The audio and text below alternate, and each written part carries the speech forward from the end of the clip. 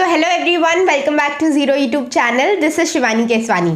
तो आज बहुत ही इंपॉर्टेंट वीडियो है, English strategy for all bank exams. आप लोग बहुत रिक्वेस्ट कर रहे थे कि इंग्लिश की एक डेडिकेटेड वीडियो लेके आओ, क्योंकि इंग्लिश मेरा एक बहुत ही स्ट्रॉन्ग पॉइंट है।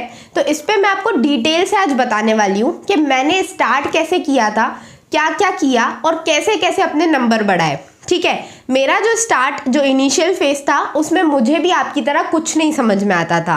अगर मैं आपको ऑनेस्टली बताऊं तो जब मैंने इंग्लिश स्टार्ट की थी, मतलब कॉम्पिटिटिव एग्जाम्स की इंग्लिश स्टार्ट की थी, तब मुझे एक्चुअल में कुछ समझ में नहीं आता था।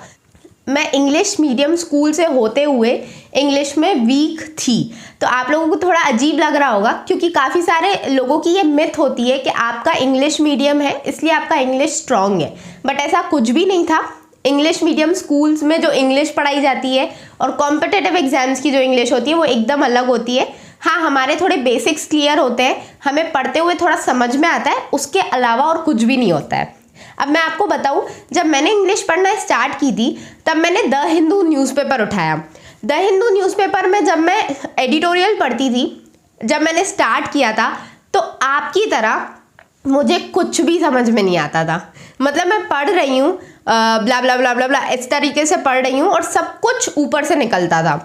बट ये मन में ठान लिया था कि इंग्लिश तो करनी है, और वोकैबलरी इतनी ख़राब थी।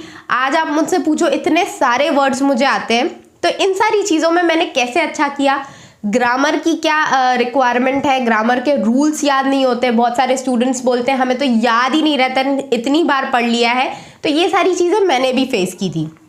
तो मैंने क्या किया, द हिंदू जब मैंने पढ़ा तो मैं डर गई, क्योंकि यूजुअली यही होता है, जब हम इंग्लिश से ऑलरेडी डर रहे होते हैं और कुछ टफ उठा लेते हैं तो हम इंग्लिश से और ज़्यादा डर जाते हैं। इसलिए इंग्लिश में आप वही स्टार्ट करो जो आपको थोड़ा सा इंटरेस्ट डेवलप करने में हेल्प करे, जो टफ ना हो, इजी हो। तो यहाँ पे मैं आपको सलाह दूंगी, फ्री प्रेस न्यूज़पेपर जाओ आप। फ्री प्रेस न्यूज़पेपर यहाँ पे स्क्रीन में मैं दिखा रही हूँ, कहाँ पे मिलेगा वो भी मैं स्क्रीन पे दिखा दूंगी आपको। ये रहता है कि आपको ये न्यूज़पेपर बहुत ही इजी रहता है। ये न्यूज़पेपर, इसमें आपको अपने मनपसंद वाली न्यूज़ पढ़नी है। आपको अगर स्पोर्ट्स में इंटरेस्ट है तो स्पोर्ट्स वाली पढ़ो, बॉलीवुड हॉलीवुड में इंटरेस्ट है तो वो वाली पढ़ो, पॉलिटिक्स में इंटरेस्ट है तो वो वाली पढ़ो, जिसमें भी इंटरेस्ट है उससे स्टार्ट करो। बहुत ही इजी लैंग्वेज है। मैंने भी यही किया था, जब हिंदू समझ में नहीं आता था तो मैंने फ्री प्रेस स्टार्ट किया, और फ्री प्रेस से ही मैंने स्टार्ट किया था। ये चीज़ मैं अपने बहुत सारे वीडियोस में बोल चुकी हूँ। अगर आपको न्यूज़पेपर में ओवरऑल इंटरेस्ट नहीं आता है, पहले आप स्टार्ट ज़रूर करके देखना। अगर आपको ओवरऑल न्यूज़पेपर में ही इंटरेस्ट नहीं आ रहा है तो आप नॉवेल से स्टार्ट कर सकते हो। अब नॉवेल भी आपको कोई ऐसी उठानी है जो थोड़ा इजी लैंग्वेज की हो, क्योंकि टफ लैंग्वेज वाली भी काफ़ी सारी नॉवेल्स आती हैं। उनको अगर आप पढ़ने बैठोगे ना तो और ज़्यादा भागोगे इंग्लिश से। तो कोई भी इजी लेवल की इंग्लिश वाली नॉवेल उठानी है आपको, और वो नॉवेल को आपको पढ़ लेना है। ठीक है, तो जिसमें भी इंटरेस्ट है पहले तो इंटरेस्ट डेवलप करो। उसके बाद आपको क्या करना है, उसके बाद आपको स्विच करना है और एडिटोरियल रीडिंग पे जाना है। एडिटोरियल्स में क्यों बोलती हूँ, क्योंकि इससे आपका एक तो जीके अच्छा होता है, ठीक है, आपका एक ओपिनियन डेवलप होता है किसी भी पर्टिकुलर इवेंट के प्रति, कि कैसे लोग उसको देखते हैं, कैसे जो एक्सपर्ट्स होते हैं वो उस इवेंट को देखते हैं। तो वो ओपिनियन डेवलप होना बहुत इंपॉर्टेंट है, क्योंकि आप जिस भी सेक्टर में जाओगे आगे, वहाँ पे आपको चीज़ें समझ में आ रही हैं, आप इंटरप्रेट कर पा रहे हो नहीं, वो सबसे ज़्यादा इंपॉर्टेंट होता है। तो एडिटोरियल्स तो आपको आगे जाके पढ़ना ही है। शुरुआत के लिए आपको अपना मनपसंद वाली चीज़ करनी है।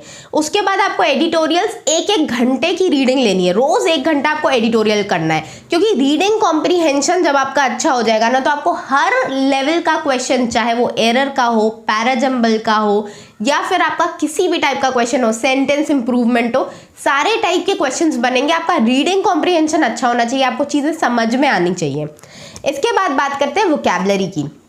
तो वोकैबलरी में पहले क्या करती थी, लिखती थी। जो भी नया वर्ड आता था न्यूज़पेपर में उसको लिखा, और उसमें मैंने उसकी मीनिंग लिख ली, उसके बहुत सारे सिनोनिम्स लिख लिए।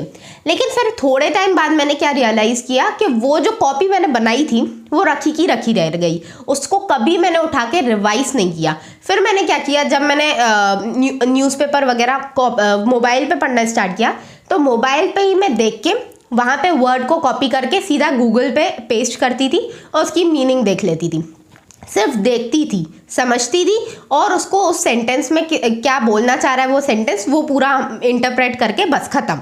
ऐसे रोज करते रहोगे ना तो वर्ड्स अपने आप आपके दिमाग में फिट हो जाएंगे। आपको अलग से कोई मेहनत नहीं करनी है, उसको बैठ के रटना नहीं है कि गुड का मतलब गुड होता है, बैड का मतलब बैड होता है, इसका सिनोनिम ये होता है, ये नहीं करना है अलग से। आपको सिर्फ कॉपी पेस्ट करना है और मीनिंग समझ के उसको आपको अपने एडिटोरियल या जो भी आप पढ़ रहे हो उसका इंटरप्रिटेशन निकाल लेना है।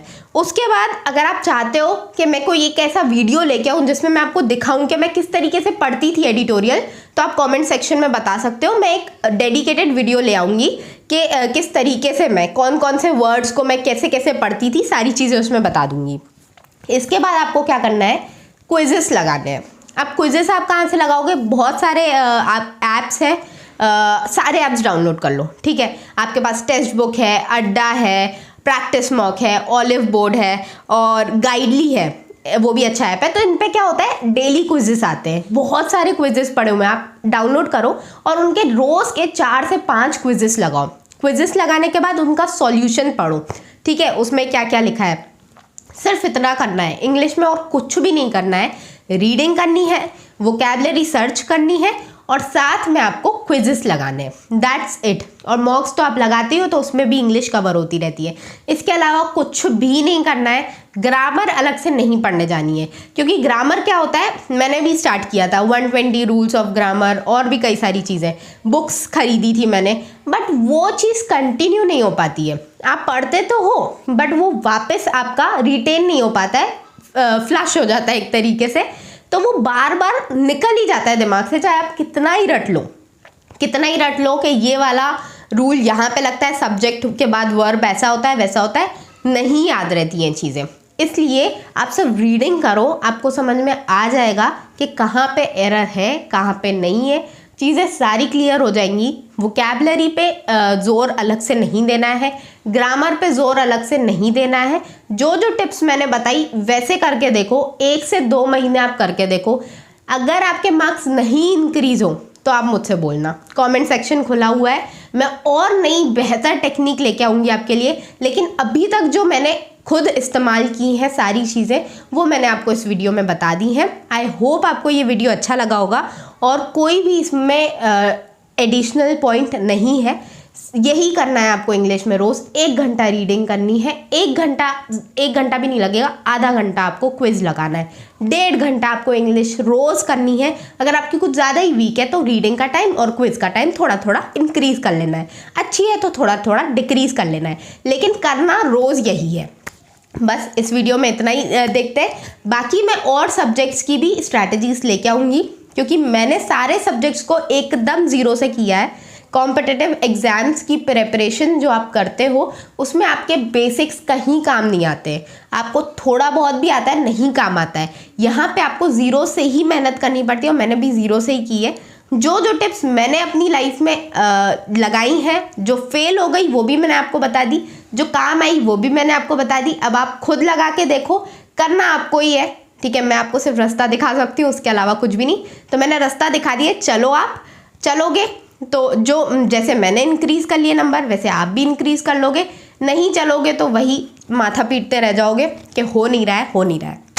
तो मिलते हैं अगले वीडियो में। पढ़ाई अच्छे से करते रहो, ध्यान रखो अपनी हेल्थ का। अभी मुझे भी ज़ुकाम हो रखा है, बदलता मौसम है, इसमें आइसक्रीम वगैरह बिल्कुल मत खाना। मिलते हैं अगले वीडियो में, तब तक के लिए टेक केयर, बाय बाय।